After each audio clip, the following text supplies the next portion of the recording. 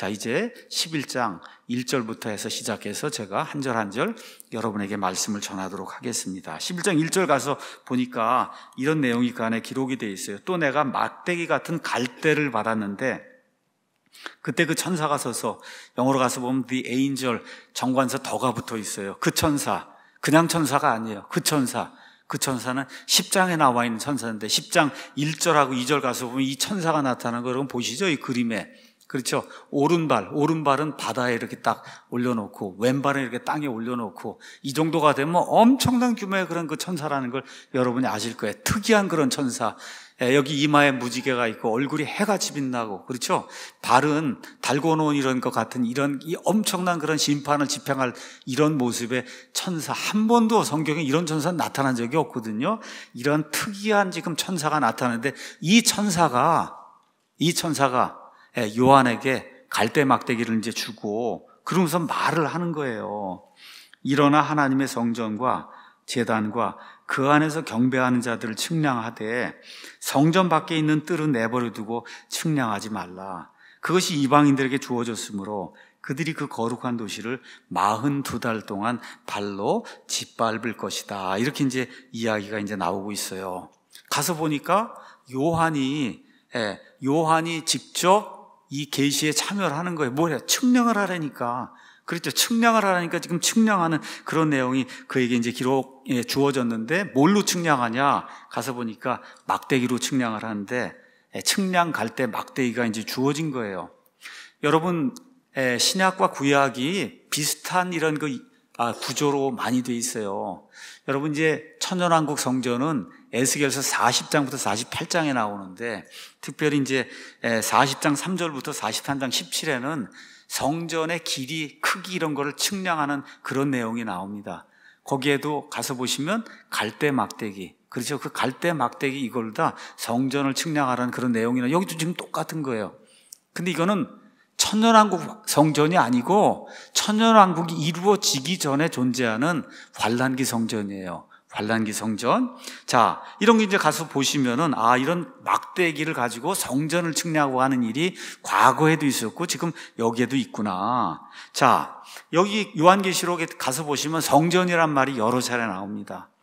성경을 잘 이해하시려면 이게 땅에 있는 템플 성전인지 하늘에 있는 템플, 하늘에 있는 성전의 모양을 따라서 땅에 지어놨단 말이에요. 그러니까 땅에 있는 건지 하늘에 있는 건지, 여기 가서 보니까 1절에 뭐 성전, 2절에 성전 이게 나오는데 이게 하늘에 있는 거냐 땅에 있는 거냐 이게 구분이 안 되면 해석이 안 되는 거잖아요. 그렇죠? 그래서 지금 여기 나와 있는 계시록 11장에 1절에 나와 있는 이 성전, 이건 환란기 성전이에요. 이 성전을 에스겔서 40장부터 48장에 나와 있는 천년왕국 성전으로 오해하면 안 됩니다. 이건 환란기 성전이에요. 이 환란기 성전은 여러분 잘 아시는 것처럼 다니엘서 9장 27절, 그 다음에 예수님 말씀하신 마태복음 24장 15절, 그 다음에 사도 바울이 적그리스도가 들어간다고 하는 그 성전 데살로니가 후서 2장 3절에서 4절에 나오는 땅에 있는 성전을 이야기하는 거다. 저 예루살렘에, 특별히 올리브산에, 그렇죠, 여기 옆에 있는 그 템플 마운트라고 하는 성전산, 이 옆에 이제 지어지는 그런 성전을 이야기하고, 계시록 여러분 8장 3절에서 5절, 11장 19절, 여러분 같은 11장인데도 19절에 있는 거는 하늘에 있는 하나님의 성전이라고 표현이 되어 있잖아요. 그러니까 이 둘을 잘 구분하지 않고 무조건 성전이라고 해석이 들어가면 그때부터는 해석이 안 되는 거예요. 자, 가서 보니까 측량을 하라고 이야기하는데, 측량하라면 몇 큐빗이다 뭐가 이제 에스겔처럼 나와야 되는데 여기는 측량만 하라 그러지 측량한 다음에 그 실제 크기가 얼마라는 게 나오질 않잖아요. 근데 이상하게 또 있어요. 가서 보시면은 뭐라고 돼 있냐, 가서 보시면 하나님의 성전과 제단을 측량하라는 건 여러분 이해가 되시잖아요. 그런데 모두 측량을 하라고 하면 그 안에서 경배하는 자들도 측량을 하라는 거예요. 여러분, 그 안에서 경배하는 자들인데 뭐 머리까지 높이를 측량하라는 건지 알 수가 없잖아요. 그래서 여기 나와 있는 측량은 실제 길이를 재라는 그런 뜻으로 받아들이면 안 된다. 여기 있는 거는 이게 뭘 얘기하는 거냐, 일단은 크기를 재라는 게 그게 목적이 아니고 하나님의 소유권, 하나님의 소유권이라고 하는 걸 명시하고 그 소유가 되는 이와 같은 것들을 하나님이 보존하신다는 그런 의미로 저와 여러분이 받아들여야 되는 거예요.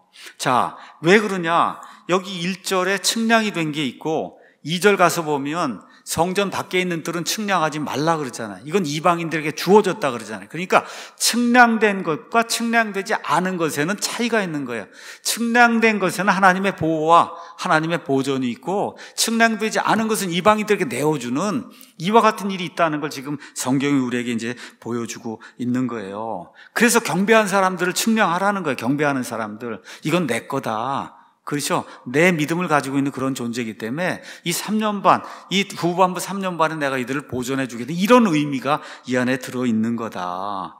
자, 성전 그림을 한번 가서 이렇게 보시면은, 제가 이제 구글에 가서 보니까 아마 이게 예수님 당시에 헤롯이 지었던 그런 그 성전이 아니겠느냐. 이건 다 추측입니다, 여러분.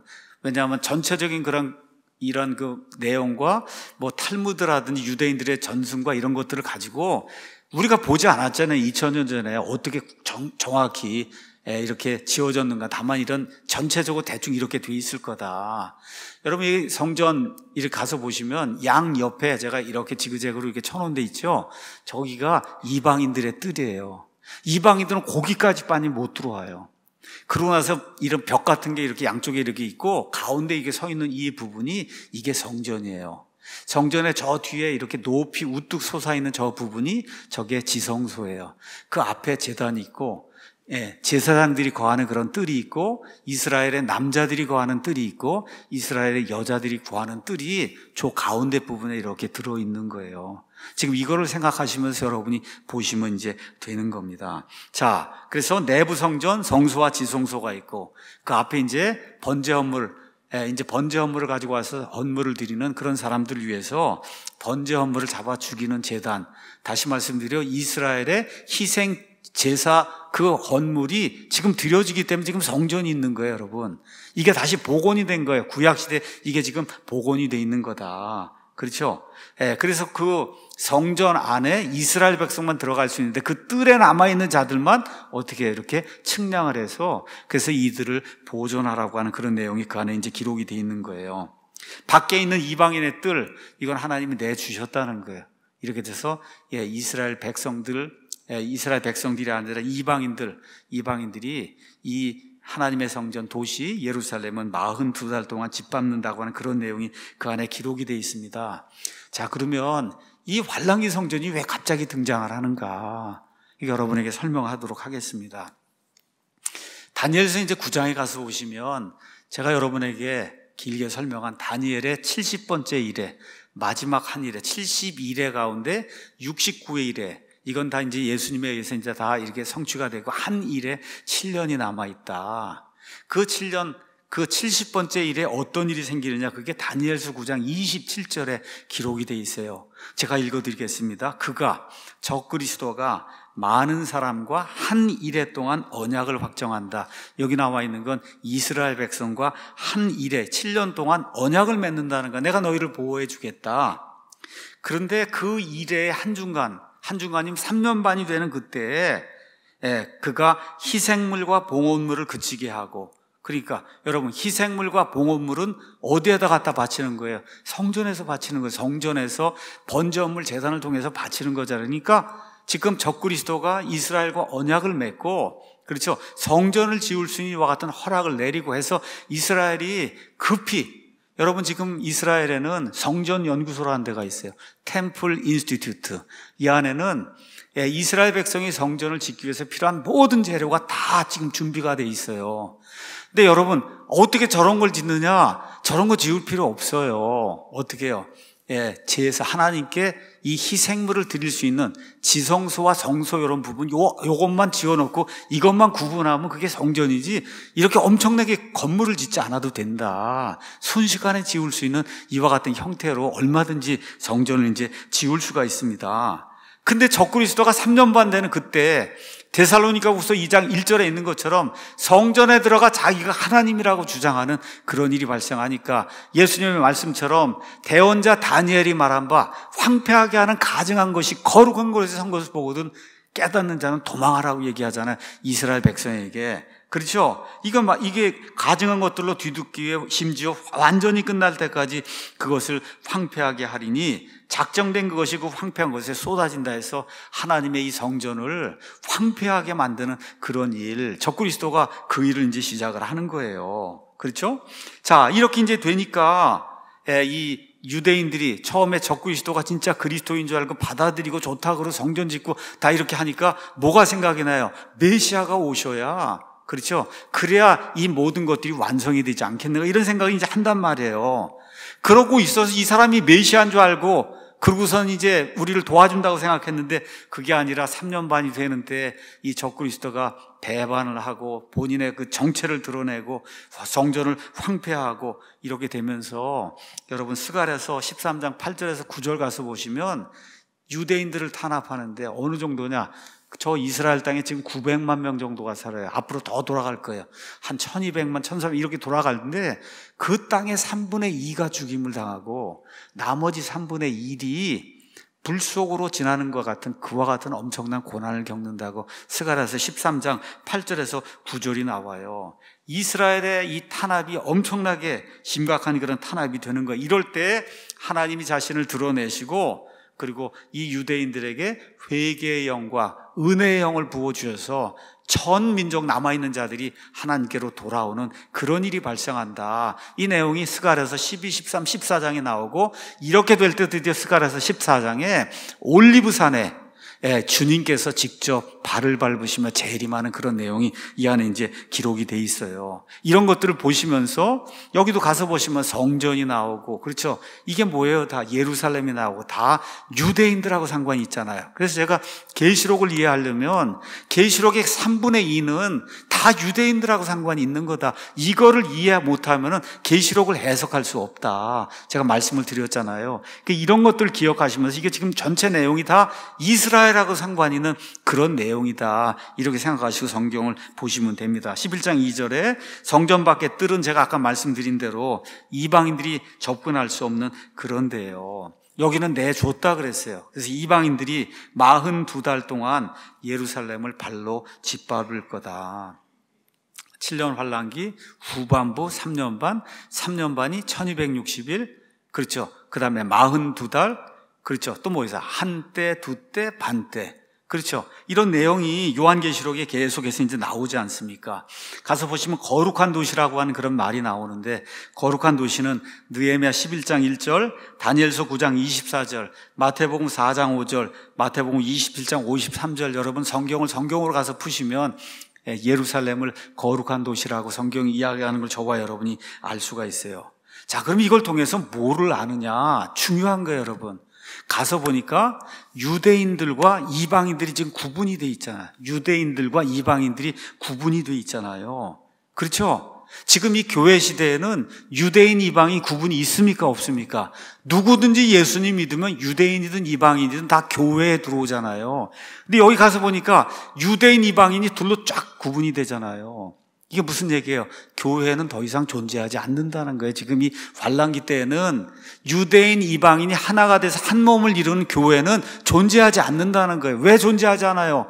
환란기 시작이 되기 전에 환란전 휴거를 통해서 교회는 다 이미 휴거가 되어 있기 때문에, 이렇게 되면서 천년왕국에 들어가서도 유대인들이 천년왕국 성전을 짓고 그렇게 해서 자기들의 구약에 행하던 그런 모든 일들을 행하고, 심지어 이방인들까지 스가랴서 14장 가서 보면 이 유대인들의 장막절을 지키기 위해서 1년에 한 차례 올라와야만 한다는 그런 말씀을 하나님이 주신단 말이에요. 이 모든 게 뭘 이야기하냐? 환란전 휴거를 이야기하는 거예요. 여기 이런 것들 저와 여러분 꼭 기억을 해야 됩니다.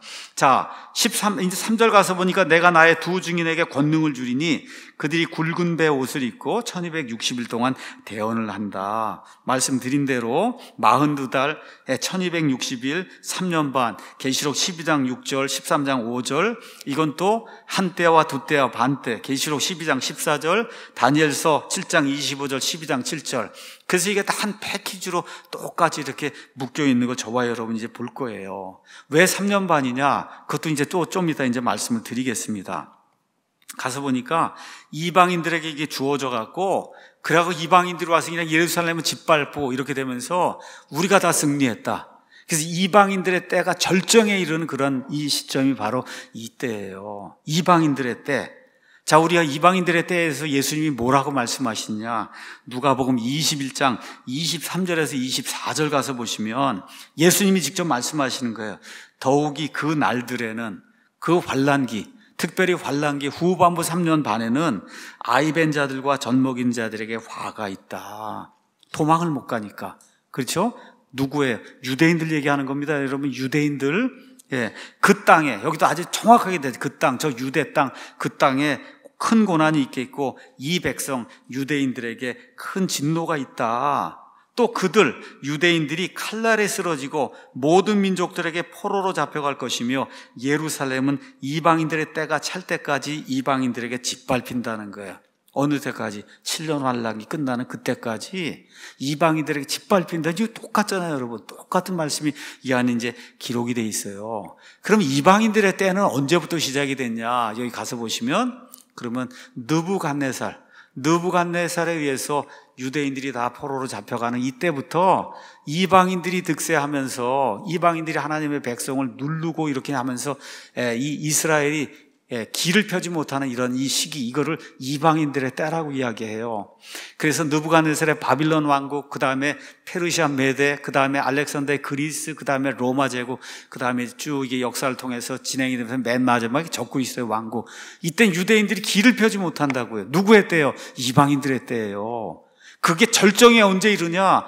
적그리스도가 유대인들을 극심히 핍박해서 유대인들을 그 땅에 거하는 자들이 3분의 2가 죽임을 당하고, 그렇죠? 그게 어떻게 돼요? 600만 명 이상이 죽임을 당한단 말이에요. 나치 히틀러에서 600만이 죽었는데 그거보다 더 큰 고난이 돼야 되니까 600만 이상이 죽임을 당하는 그런 일이 저 땅에서 발생을 한다, 그 얘기입니다. 그래서 이게 언제 끝나요? 7년 환란이 끝날 때, 그때 가서 이제 끝이 난다. 그게 이방인들의 때다. 이걸 지금 예수님도 말씀해 주시는 거예요. 자, 그럼 이들이 무슨 사역을 하냐? 가서 보니까 뭐라고 이야기해요? 1260일 동안 대언을 한다. 여러분, 예언이 아닙니다. 뭘 예언할 게 있어요? 예언이 아니고 하나님께서 하라고 하신 말씀을 있는 그대로 와서 하나님 대신 전하는 거, 이게 대언이거든요. 이 고린도전서 14장도 예언이 아닙니다, 여러분. 예언하게 되면 점쟁이가 생기는 건데, 하나님 말씀을 이렇게 예언으로 잘못 번역을 해놨기 때문에 교회 안에 이렇게 점치러 다니는 이런 자들이 많은 거예요. 누구한테 기도받으러 다닌다 그러고. 그게 아니에요. 하나님의 말씀을 대신 전달하는 대언자, 대언하는 그와 같은 사역이 생기는 거예요. 있는 그대로 하나님의 말씀을 선포하는 그 일.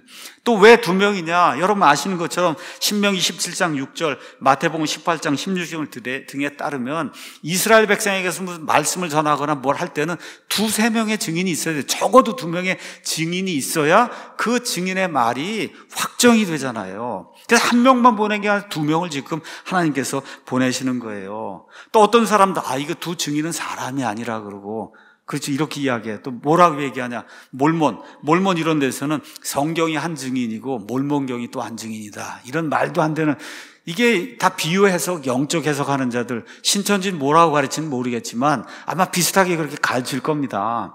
자, 여기 가서 보니까 사람인 걸 어떻게 아느냐? 3절에 굵은 베옷을 입고 다니잖아요. 무슨 성경이 굵은 베옷을 입고 몰몬경이 굵은 베옷을 입어요. 그렇죠, 여기 나와 있잖아요. 굵은 베옷을 입고 말하잖아요. 그렇죠, 죽임을 당하잖아요. 어떻게 성경이 죽임을 당하고 몰몬경이 죽임을 당하고 이렇게 돼야 안 되잖아요. 그렇죠? 있는 그대로 저와 여러분이 성경을 읽으셔야 되는 거예요. 자, 11장 4절에 이들은 땅에 하나님 앞에 서 있는 2 올리브 나무요, 2 등잔대다. 여기 이제 가서 보시면 그냥 제가 이렇게 이제 여러분에게 좋은 그림을 찾아서 보여드리는 거예요. 2 올리브 나무고, 등잔대 아시죠? 등잔대, 2 등잔대다. 지금 성경이 그렇게 이야기하고 있어요. 누구인지는 이야기하지 않습니다, 명시적으로. 자, 이와 똑같은 그런 심볼이 또 어디에 나와요? 스갈에서 4장에 나오잖아요. 11절에서 14절. 거기 가서 보시면 기름 부음 받은 2 사람이 나오는데, 앞뒤 문맥상 대제사장 여호수아 총독 스룹바벨을 이제 가리키는 그런 내용이 스가랴서 14장에 나와요.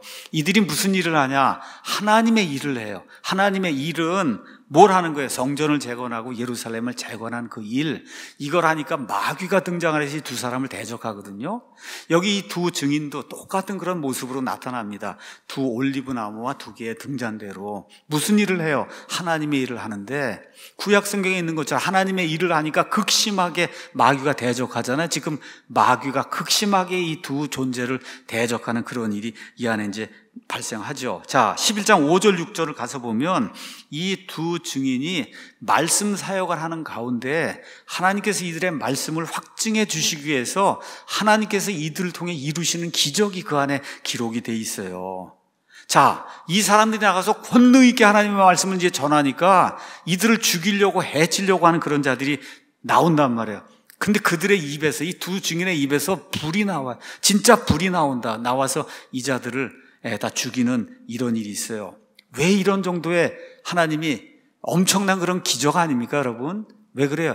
극도로 배도한 때, 정말 사람들이 황폐하게 돼서 사악한 그런 그때에 이런 정도의 기적을 보이면서 이 사람들을 제압하지 않고는 이 사람들이 사역을 할 수가 없어요, 그때는. 그러니까 하나님께서 이런 정도의 능력을 주셔서 일을 감당할 수 있도록 그렇게 이제 해주시는 거예요. 또 왜 이들을 죽이려고 그러냐? 11장 10절에 가서 보니까 이 두 대언자가 땅에 거하는 자들에게 고통을 줬다.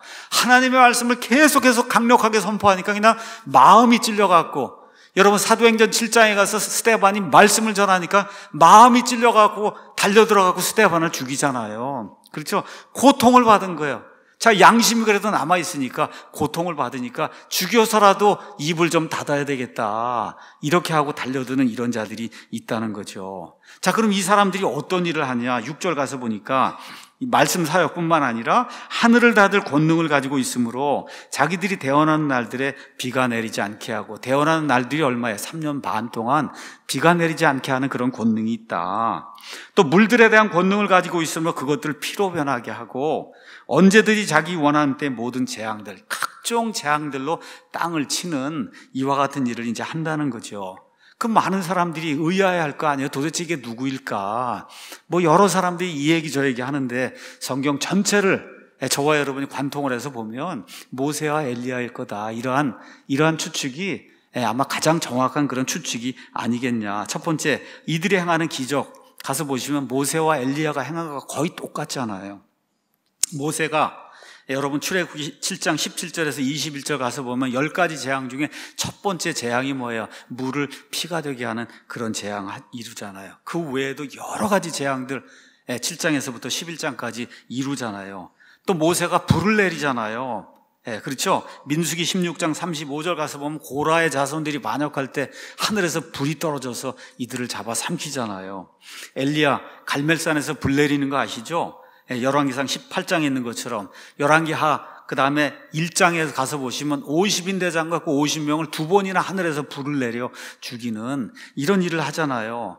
그리고 엘리야가 얼마 동안 비를 내리지 않는 사역을 해요? 3년 반 동안. 정확하게 3년 반이라고 야고보서 5장 17절이 우리에게 이야기해주고 있어요. 자, 이런 것들로 미뤄볼 때 그렇다. 또 하나는 구약 성경과 유대인들의 전통이 마지막 때 메시아가 올 때는 누가 같이 하냐?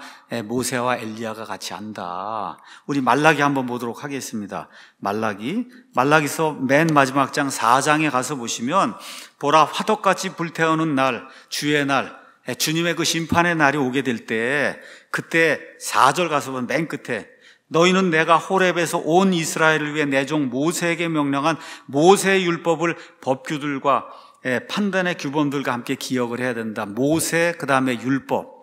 자, 그 다음에 보라, 크고 두려운 주의 날이 오기 전에 내가 대언자 엘리야를 너에게 보낸다. 지금 구약 성경을 마무리하면서 맨 마지막 때 메시아가 오는 그 주의 날을 지금 이야기하면서 누가 언급이 돼? 모세와 엘리야가 언급이 돼요.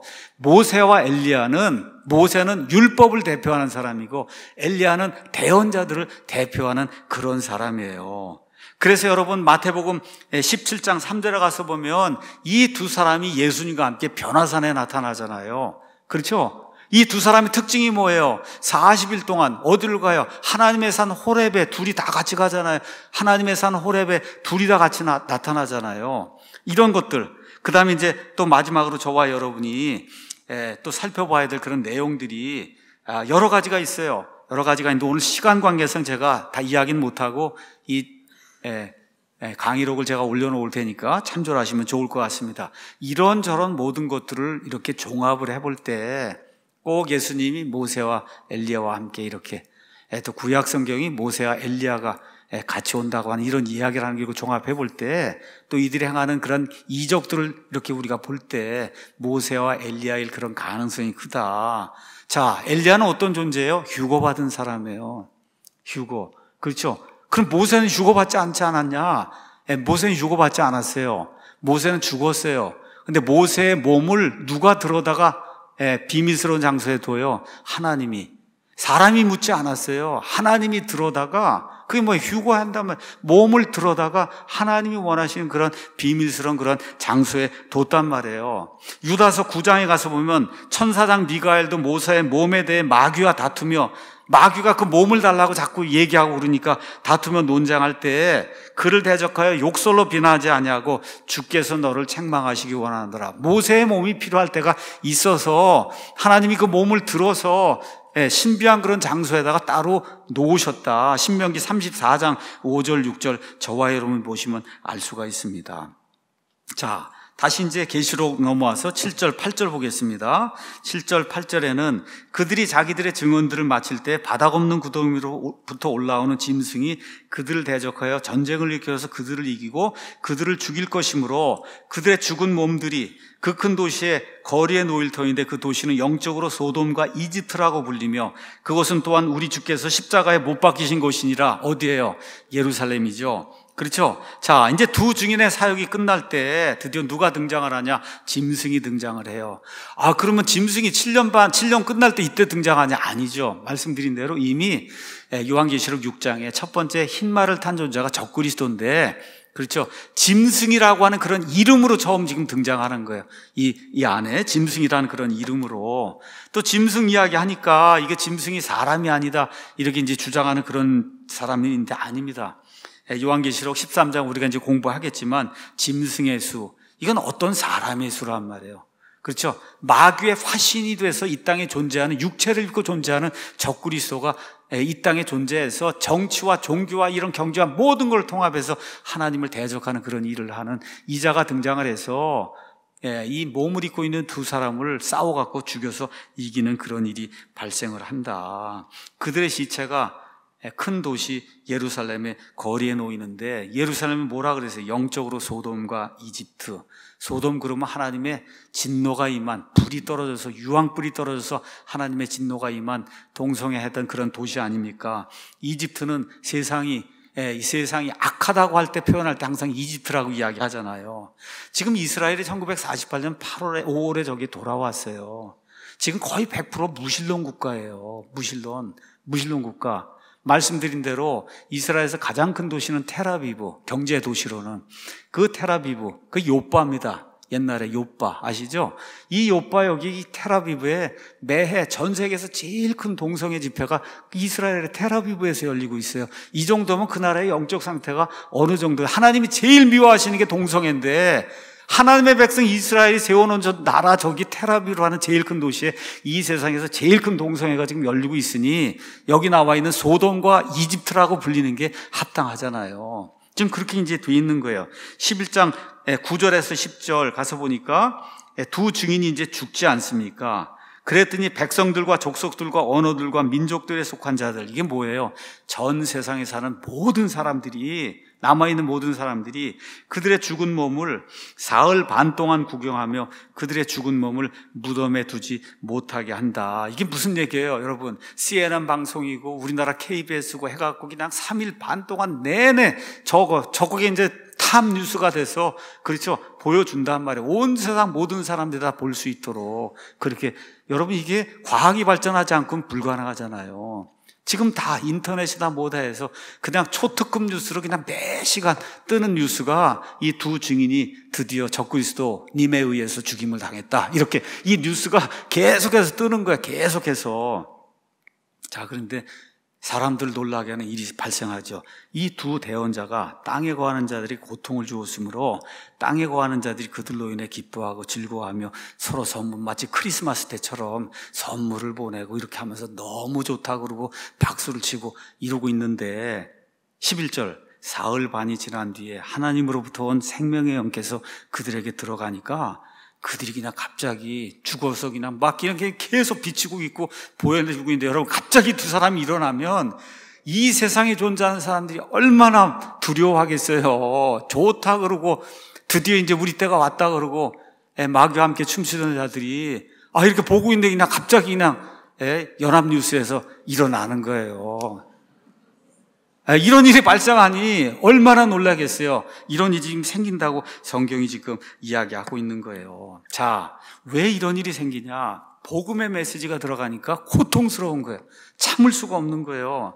예수님 당시도 마찬가지예요. 예수님도 사역을 얼마 동안 하세요? 3년 반 동안 하세요. 예수님의 그 말씀이 들어가니까 고통스러운 거예요. 고통스러워요. 이거 어떻게 해요? 죽이잖아요. 예수님 죽이잖아요. 두 증인도 죽이잖아요. 그렇죠? 죽였는데 어떻게 돼요? 하나님의 영께서 들어가니까 예수님이 부활하시잖아요.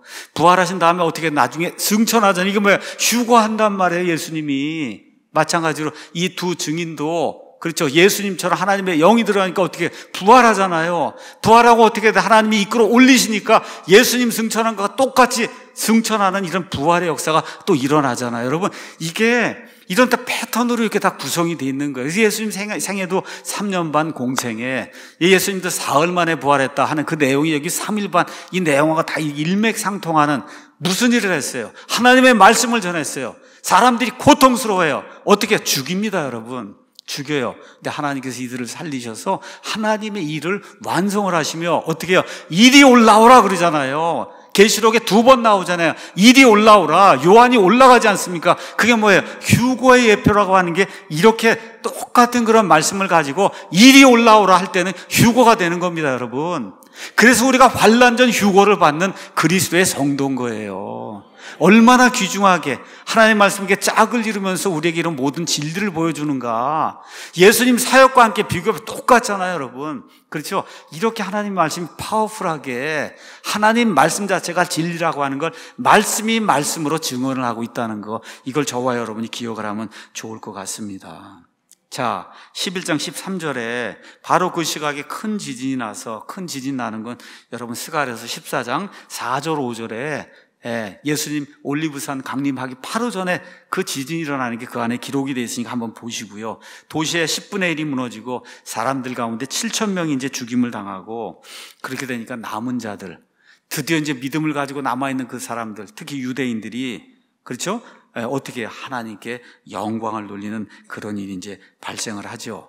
이렇게 이제 되는 가운데 드디어 둘째 화가 지나갔으니까 6번째 나팔, 이게 이제 울렸으니까 보라 셋째 화가 속히 온다. 셋째 화가 뭐예요? 7번째 나팔이잖아요. 그래서 이게 끝남과 동시에 7번째 나팔이 울리면 순식간에 여기 16장에 나와 있는 7개의 금병, 이 금병을 해서 정확하게 쏟아붓는 그 일이 순식간에 이루어지고, 그게 다 끝나고 나면 15절에 7째 천사가 이제 드디어 나팔을 부는 그때에 하늘에 큰 음성들이 있어 이르되 이 세상의 왕국들이 우리 주와, 우리 주는 누구예요? 아버지 하나님과 아버지 하나님의 그리스도, 적그리스도가 아니라 그분의 그리스도, 아시겠죠? 하나님의 그리스도가 있고 마귀의 그리스도가 있어요. 마귀의 그리스도가 적그리스도고 하나님의 그리스도가 예수님의, 성경이 정확하게 얘기하는 거예요. 우리 주 여호와 하나님과 그분의 그리스도의 왕국들이 되었고 그분께서 영원 무궁토록 통치하시는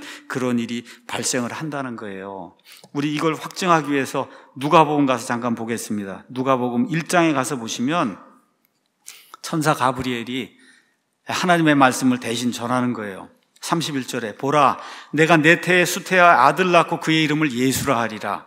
그가 크게 되고 가장 높으신 분의 아들이라 불릴 것이요 주 하나님께서 그의 조상 다윗의 왕좌를 그에게 주시리니 그가 영원토록 야곱의 집을 통치하며 그의 왕국이 무궁하리라. 이걸 주시기 위해서 예수님이 초림하셨는데 이스라엘 배척하고 부인하고 예수님을 잡아 죽이니까 주의 이름으로 오시느냐 할 때까지 너희가 나를 다시 보지 못한다. 마지막 때에 이스라엘이 회개하고 주의 이름으로 오시느냐 하고 예수님을 맞아들이게 될 때 이 일이 문자 그대로 이루어지는 거예요. 그래서 그리스도의 왕국이 영원 무궁토록 설립이 되는, 이거는 영적인 왕국이 아니에요. 저 이스라엘 땅에, 그렇죠, 예수님이 올리브산에 내려오셔서 그래서 저 땅에 이루시는 그 왕국, 에덴 동산에서 하나님이 첫사람 아담을 통해서 이루시고 했던 그 왕국, 그 왕국이 1000년 동안 이 땅에 이루어지는 그런 일이 발생을 하는 거다. 그렇게 여러분이 기억하시면 좋겠어요. 그 뒷부분은 어려운 것이 아니니까 제가 다음 주에 조금 더 언급을 하고 그리고 이제 마치도록 하겠습니다. 결론의 말씀 드립니다. 자, 7번째 나팔이 울리면은 그럼 어떻게 돼요? 그리스도의 왕국이 이 땅에 오는 거예요, 여러분. 그리스도의 왕국. 사람들이 겪고 있는 그런 모든 딜레마, 왜 악이 존재하고 이렇게 어려움을 당하고 이 악한 자들에게 득세를 하고 이런 모든 그 사람들의 딜레마가 완전히 끝나면서 하나님의 공의가 이 땅에 이루어지는 그날, 그렇죠, 불신자들이 심판을 받고 그 다음에 믿음을 가진 자들에 대한 그런 보상이 이루어지고 하는 그런 일, 그 일이 이루어지는 그때가 7번째 나팔이 울리는 바로 그때다. 그렇죠? 자, 그러면 저와 여러분 이런 때를 사모하잖아요. 그렇죠? 그런 사람들에게 주는 하나님의 가장 큰 약속이 뭐냐? 환난 전 휴고입니다, 여러분. 환난 전 휴고예요. 어제 제가 오래간만에 우리 이왕재 교수님한테 한 1년쯤 됐어요. 그동안 연락을 못하고 지내다가 전화를 드렸어요. 무슨 일이. 그랬지. 목사님 아직 휴고 안 받았어요? 1년 동안 연락을 안 해서 휴고 받은 줄 알았다고 그러더라고요. 아직 예수님 오시지 않았는데 어떻게 무슨 휴고. 그러니까 우리 믿는 사람들이 다 그러한 유머도 그런 유머도 쓰고 이 환난전 휴고, 이게 제일 중요한 거예요, 여러분. 자, 그럼 환난전 휴고를 받는 이런 소망을 가진 사람이 가져야 될 태도에 대해서 성경 읽고 마칩니다. 3장 베드로후서 3장 11절 13절. 너희가 어떤 사람이 되어야 마땅하겠느냐? 모든 거룩한 행실 속에서 하나님을 따르는 가운데 하나님의 날이 오는 것을 기다리고 서둘러야 된다. 그날에 하늘들이 불이 붙어 해체되고 원수들도 뜨거운 열에 녹을 것이나 그럼에도 불구하고 저와 여러분은 그분의 약속에 따라 의가 거하는 새 하늘과 새 땅을 기다린다. 맞습니까? 이러한 축복을 받는 우리 사랑침례교의 모든 성도들, 또 영상을 통해서 이 말씀을 듣는 모든, 일단 구원받아 여기 들어가는 거예요. 이 축복을 받는 거예요. 이 복을 받는 모든 성도들이 되기를 예수님의 이름으로 축원합니다.